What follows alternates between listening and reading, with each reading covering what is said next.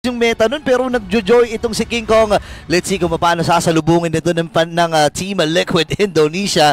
Kasi parang hindi na nagbibiro ang Fnatic Onyx Philippines. Diyan na sumikat si King Kong during his days in TNC Pro Team. Dito natin nakilala si King Kong with a joy gameplay at partida, no? Hindi pa yun yung joy na katulad ngayon na napakabilis talaga ng burst damage. Kaya naman makikita natin mamaya, no, the moment na magsimula ang mid-game power spike ay asahan uli natin na around the 6-7 minute mark ay pwedeng biglain ulit ito ng Onyx. Ito yung gusto ko sa Fnatic Onyx Philippines, no? Nakikipagsabayan sila doon sa brawl meta na ihinahati dito ng Team Liquid. And si Brusco naramdaman yung damage din ng Team Liquid dito. Kumbaga talagang napakatapang din ng Fnatic Onyx Philippines. Papalagan talaga nila pero mukhang mapapa-flicker dito si Fabian, half HP. At napakasakit dito nila, Super Friends! First blood gagan mula sa Fnatic Onyx at ang nalatagan doon walang iba kundi si Fabian. Ayan na, nabigyan na ng first blood dito Team Liquid ID. Maagang bulagaan para dito sa Team Liquid ID. Yun na ngayon eh.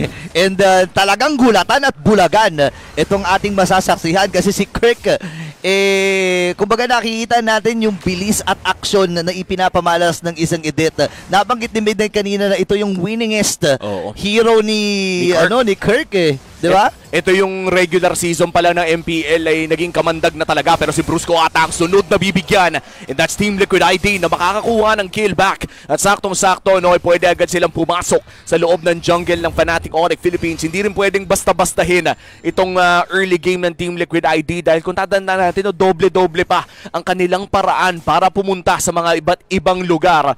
At yung forbidden BMI ay pwede rin nilang gawin with the Louis and the Claude. Oo nga, no, ilang beses na natin nakita yan na pinapagana ng mga PH players. Pero ngayon, sino makakakuha at gagana doon sa unang pag-go na laban ng King Kong nandito rin. Nakapit yung precious shot. Wow! Makakuha ng unang pag-go naglaban rin habang mamatay. Courtesy of Kirk. Widdy. Pasok din si Brusco dito and si Widdy tinitibayan nila ang kanyang sarili.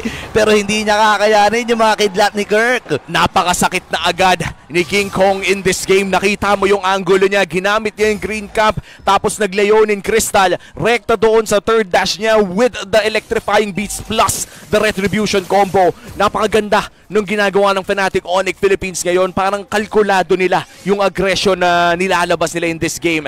And for Team Liquid ID, mukhang binulaga talaga sila. 2K agad yung gold lead dito ng Team Liquid. Ayun na nga, Fnatic. Okay, may bulagaan din na ginagawa dito ng Fnatic Onyx Philippines.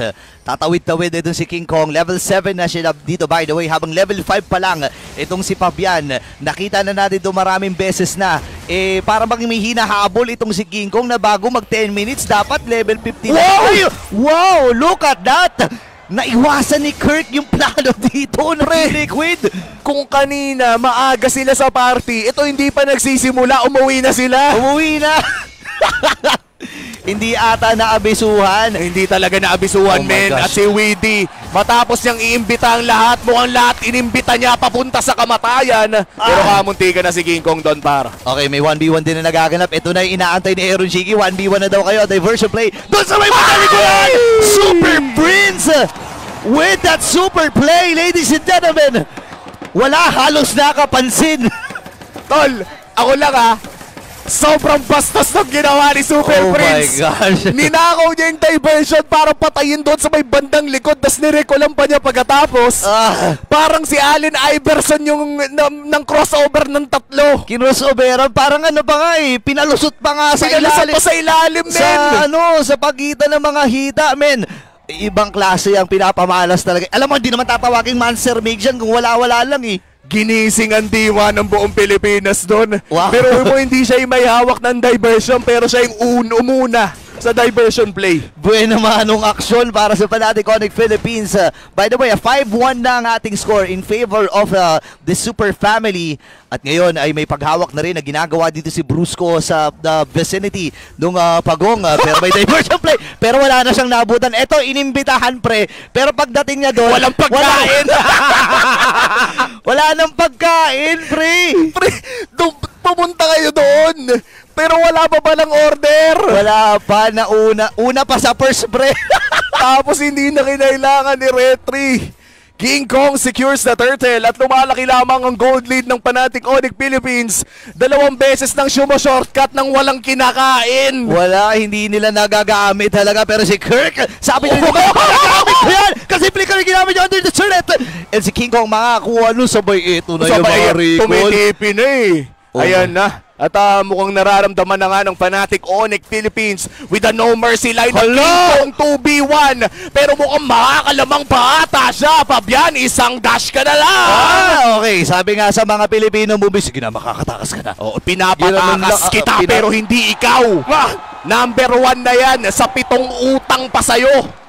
Oh my gosh, nanggigigil na talaga si Kel Rito. Sabi niya hindi niya nalaro yung gusto niyang laro ng game number 3 at ito na ang kanyang pagbawi. At isa din to sa mga rason, itong Beatrix na to kung bakit siya binansagang the gold standard dahil ito yung nag-standout talaga siya eh. Oo, talagang ito rin yung nagbigay sa kanya ng napakadaming napakadaming savage dito sa loob ng ating liga. Kaya naman masasabi natin na talagang comfort pick dito ni Kelra ang isang Beatrix na tandaan natin, isa rin sa mga ginagamit ng iba pa nating Philippine representatives dito sa MS Series. Si Fabian at Aran ay dedepensa sa baba at mukhang makiklear naman nila. Okay, medyo safe pa rin ito para sa Team Liquid Indonesia. Pero as compared nung games 1 hanggang 3, ito kasi ano na eh, 5K at malaki na ang kalamangan na hawak ng Fnatic Onyx Philippines. At ngayon ito nagamit yung shortcut at hindi nila fully magagamit ata kasi nakasalubong din ng Fnatic Onyx Philippines. Tapos si Bruce Boy pa rin, pasok na rin nga ng Super Family, nakuha na ng kill. Andun yung electric vibes, tutok siya at inabutan na rin si Aaron Cheeky. Datay na ata dito ang Fnatic Onyx Philippines. Mag-isa ka na lang, Aaron Cheeky. Napapalibutan ka na nila, par! Oh my gosh! At parang ganun lang ay nakakuha na naman ng 4 na kill ang Fnatic Onyx Philippines. Kakaibang galaw mula dito sa FNOP. Oh my gosh, eto na, nagising na ang gigil ng mga Sonics. Ladies and gentlemen, 8,000 kalamangan. At tinaman naman, napipilitan na magsama-sama dito ang Team Liquid Indonesia dahil nga naman hindi na sila safe eh. Hindi na sila safe sa bawat damuhan na kanilang inaapakan dito. Imagine mo, mas nagagamit pa ng Super Prince yung diversion kaysa sa kanila eh. Kaya nga, tapos si Weedy tuwing shortcut, either walang makakain o sila mismo yung pagkain. Oh my gosh, parang nagiging trap pack. Imaginein mo yung portal. Ito kasi para sa hindi nakakaalam, di ba? Yung ulti dito ni Chip, pati yung portal, pwede rin kasing daanan niya ng Fnatic Onyx. Sadyang mauuna lang yung Team Liquid ID, pero may susunod. At pwede pang sumunod si King Kong. Yung ginagawa ni King Kong par, nag-uulti na siya. Pagkalabas niya, may jump bomb beats agad, may electrifying beats agad, tol. Di ba, mabilisan talaga. And nakita nga natin si Aaron Shiki, pinadala siya, diniversion siya dun sa may band ng itaas. Pero natunugan kagad ng Fnatic Onyx Philippines, so nag-BMI out siya. At nakaabang dito ang Fnatic, ha? Ako. At gustong-gusto ng bumalik. King Kong pumasok sa 3! Pumasok na nga kagad, pero buhay pa rin naman siya dito, Super Prince. And this time, sige na nakakuha na nga ng Torre dun sa may band ng itaas. Fnatic Onyx Philippines sa Capital Blake, si Duwit Aaron Shiki, pero sa germs lang, kailangan niyan lumayo doon. Imaginein mo yung patakas na Blazing Duet, ladies and gentlemen, para kay Aaron Shiki kasi alam niya may paglalagan siya doon. Imagine mo pre, yung Blazing Duet mo, fade away. Fade away, Blaze. Fade away, Blazing Duet by Aaron Shiki. At ayan na nga, Team Liquid. Ay! Napaka! Pinasok pa doon sa likod! Oh my gosh! Ito na yung mga beats mula kay King Kong. Papasok na rin si Brusco dito. Ito na yung clearing operation mula sa Fnatic Onyx Philippines. Itutuloy na ata nila dito sa may bandang gitna. Buti nilang may aura pang natitira. At ngayon, buhay na rin yung Lord at pwede mag-transition dito ang Fnatic. Kalma muna para sa Fnatic Onyx Philippines. Muntok naman na yung mga blessings dito sa loob ng base ng Team Liquid ID. Kalma lang at makaka-lord ng libre dahil hindi rin makakapasok dito ang Team Liquid ID. That's the first lord of the game. Diversion, ikakasa. At si Aaron Shiki ang pinadala. Pero forbidden BMI practice lang. Testing lang. Medyo matapang din talaga to si Aaron Shiki. Ngayon nakakatatlo na. Meron pang 4 na natitira na death na pwedeng kunin dito ni Kera. At naka-ready na rin ang Fnatic Onyx Philippines. Sakit, At mukhang yan na nga yung push na hinahanap nila. Aray! Baroy ko.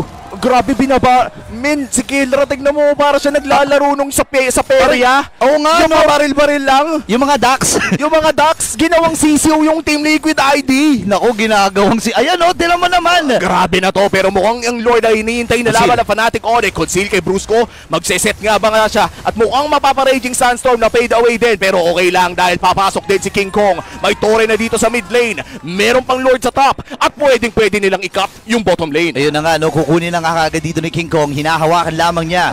Pero naka-ready na yung Fnatic Onyx Philippines! Naku, nakil dito si Caroline, papasok na yung Fnatic! And this time si Bruce may padalikuran. Pasok din si Fabian. And this time ay mamamatay si Weedy. Kaya si Kena nakadalawa na BMI. And this time, Fnatic Onyx Philippines, match point na! 3-1 na ang score. The No Mercy lineup is real. Kinuha na yung Louis. Pero nakalamang pa rin yung knockout na diversion play mula dito kay Super Fridge. The Monster Mage making it clutch dito sa game number 3. Isang panalo na lang Pilipinas at 5-beat na. Isang biglaan lang. Actually, nalito-lito na nga ako sa mga nangyari dun eh. Dahil sa napakaraming aksyon na ipinamalas dito ng Fnatic Onyx Philippines. Match point na ang Pilipinas. Isang hakbang na lang para sa 5-beat